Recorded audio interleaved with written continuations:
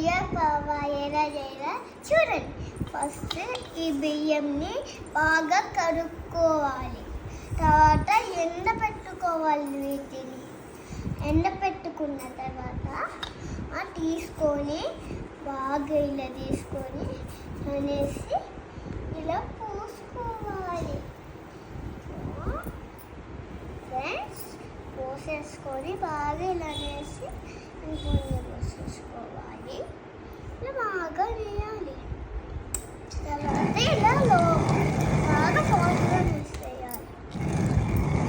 స్లోగా అనాలి.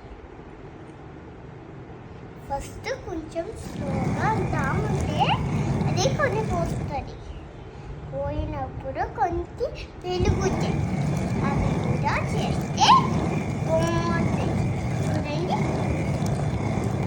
రవ్వ చూడండి, ఇది చూడండి ఎంత బాగా వచ్చిందో. చిరు కూడా